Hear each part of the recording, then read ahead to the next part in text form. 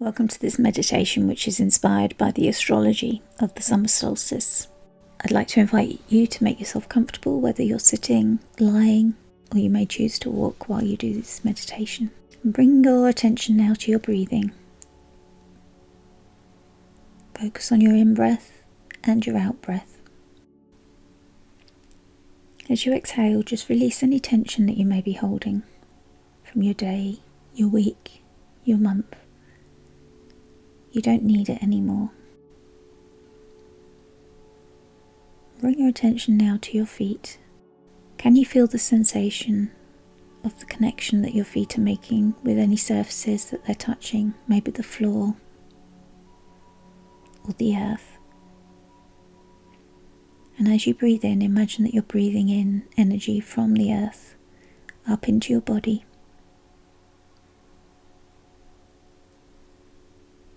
So you're breathing in through a straw. And then as you breathe out, allow that energy to return down into the earth, as though you're sending energetic roots down into the earth. Breathe in again, breathing up through the earth and into your body, and back down, sending energy down into the earth, lower this time, deeper into the earth. And focus in on the earth where you're making that connection. I invite you now to join me in a visualization. As you focus on the earth that you're connecting with, imagine the scenery around you changing. As you stay grounded with the earth, the scenery around you shifts, and you find yourself standing beneath the vast tapestry of the solstice sky. The air is thrumming with anticipation. Around you there's a gathering of figures, their faces bathed in the fading moonlight and the first light of dawn. You can hear laughter echoing in the stillness. There's a spirit of joy and connection hanging heavy, and yet it feels strangely distant to you. And as you stand connected with this earth beneath you, the ground beneath your feet begins to vibrate. You can feel it so strongly, a low hum resonating from within the earth. You look around you again, but nobody else seems to notice. They're chatting and laughing. The flowers in their hair nodding as they seem to fade until they look like wildflowers, not people.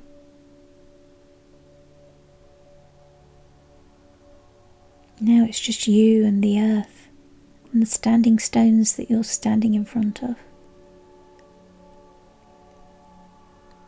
You realise that each of the stones is radiating a faint, otherworldly glow that you hadn't seen before. How would you not notice this? Why isn't everybody else noticing? The presence of the other people is totally dimmed. You can't even see them or hear them anymore. They're just wildflowers swaying in the breeze. You're mesmerized by this hum, the vibration that you feel, and this glow, this aura coming from the stones. You feel compelled to step closer. As you do, the auras intensify, a kaleidoscope of colours swirling around the weathered surfaces. Each stone seems to have taken on a personality, seems so individual, seems to be beckoning you closer, like a friend welcoming you home. The low hum seems to have turned into a chorus or a choir of voices. You're drawn by an invisible force, and you find yourself stepping into the heart of the circle. The modern day world has completely vanished. You can't hear it any longer. The laughter, the whispers, even the anticipation of dawn is all gone. You can't hear the birds any longer. You realise that you're standing in a timeless space. Even the rising sun seems to be hanging motionless on the horizon. You feel like you've got a newfound freedom. You have all the time you need. It's like you've stepped through a portal. The stones are now blazing with vibrant hues. Instinctively you understand that they're now revealing themselves as the celestial architects of Litha. Curiosity, or is it instinct that's guiding you now? You know which stone to approach first. Its warm orange glow is pulsating with an undeniable urgency.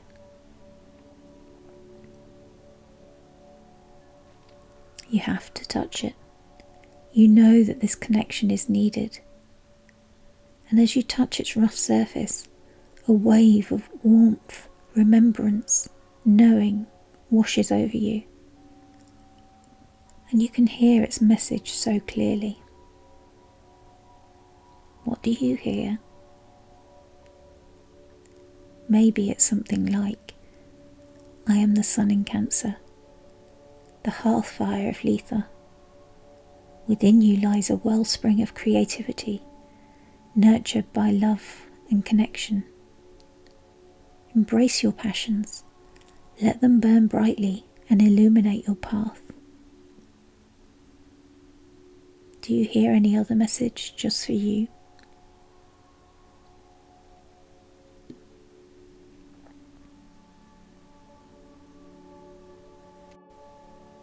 Maybe this message resonates deep within you, igniting a spark of forgotten dreams.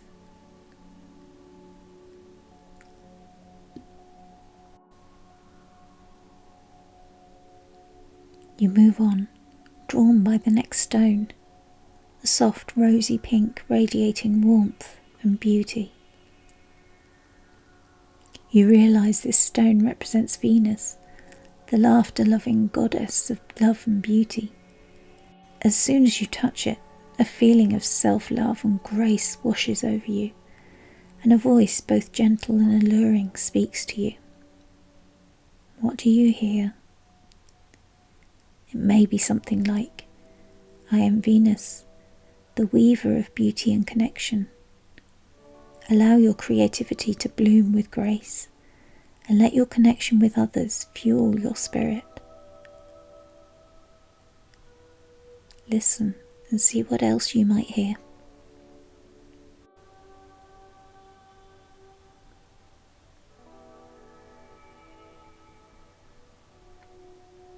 Maybe you feel so inspired by this message of love as you turn towards the next stone, a shimmering silver, pulsating with a quick energetic rhythm. You instinctively know this represents Mercury, the swift messenger and weaver of communication. As you touch it, a surge of inspiration sparks within you. What message might you hear? It may sound something like, I am Mercury, the spark of inspiration. Allow your ideas to flow freely. Find the perfect words to express the creativity burning within you. What else might you hear?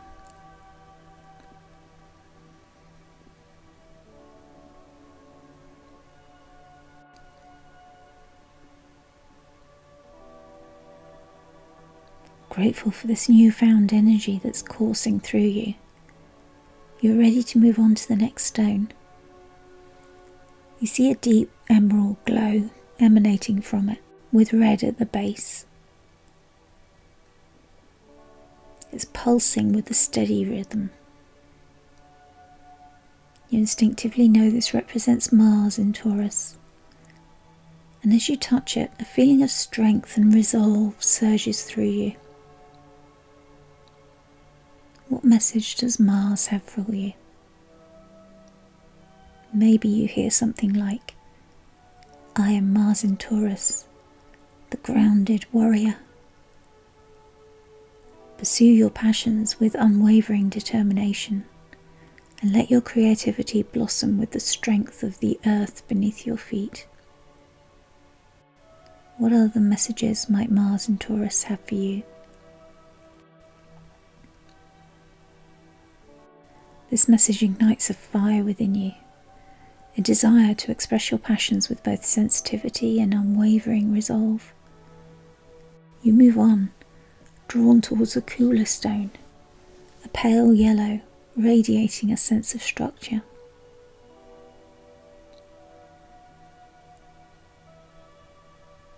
The coolness lets you know that this stone represents Saturn. What message might Saturn in Pisces hold for you? Maybe you hear something like, I am Saturn in Pisces, the wise architect. Your journey ahead may be shrouded in mist. It's not time for you to understand everything. But with careful planning and unwavering focus, you can build a foundation for a future filled with both creativity and stability. What other messages might Saturn in Pisces hold for you?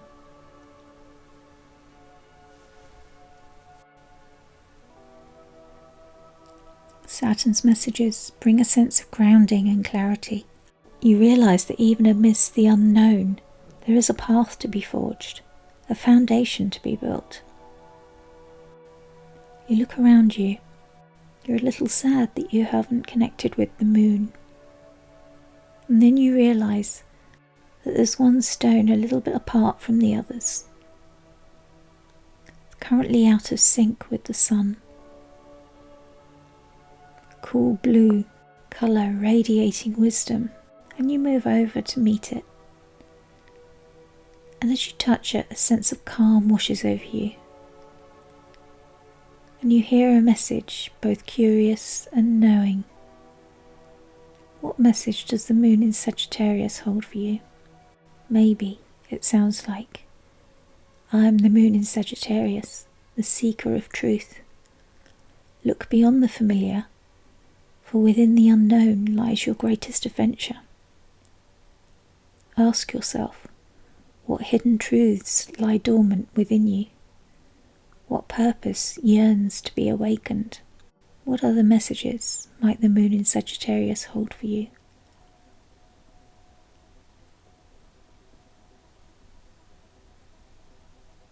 A wave of questions washes over you, prompting you to consider a path less travelled. You linger for a moment longer, absorbing the moon's wisdom, before you continue to the final stone. The final stone has an aura of a deep, deep purple and stands bathed in the first rays of dawn. As you connect and touch it, a sense of completion washes over you. What message does this final stone hold for you?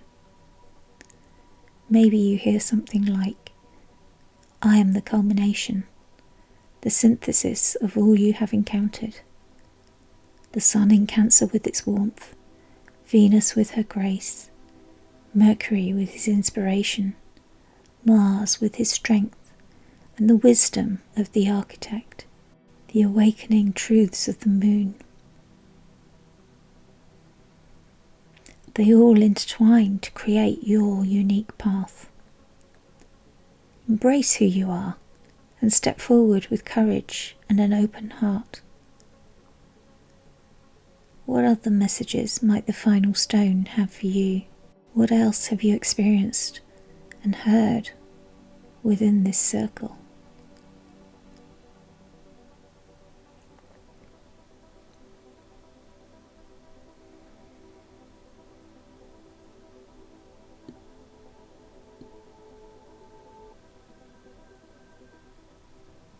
As you integrate this final message and the understanding, allow it to settle into your subconscious.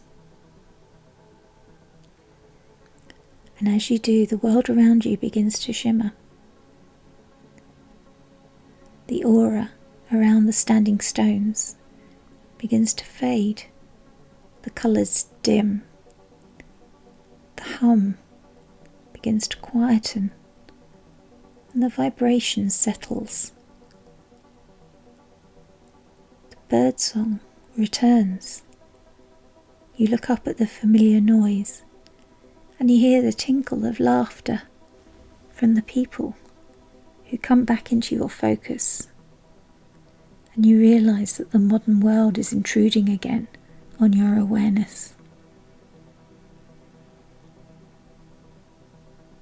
As you look down on your feet, you realise that you're still standing outside of the circle of stones.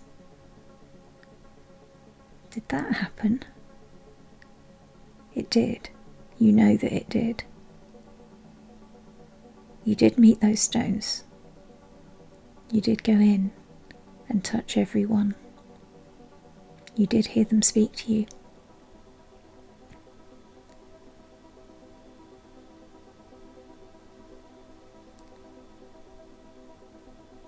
You feel a renewed sense of purpose and clarity.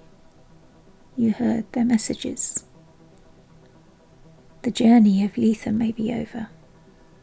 The portal may have closed.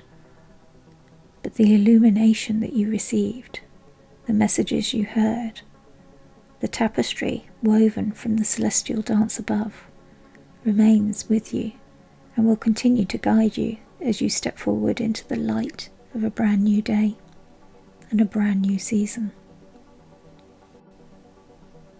As you continue to breathe, connect with the earth beneath you. You return awareness to your feet and the surface that it's touching in the room that you're meditating in. And you begin to move your toes. Just wiggle them gently. Stretch out your arms. Move your fingers. And open your eyes if you close them. I really hope you found this helpful. Thank you.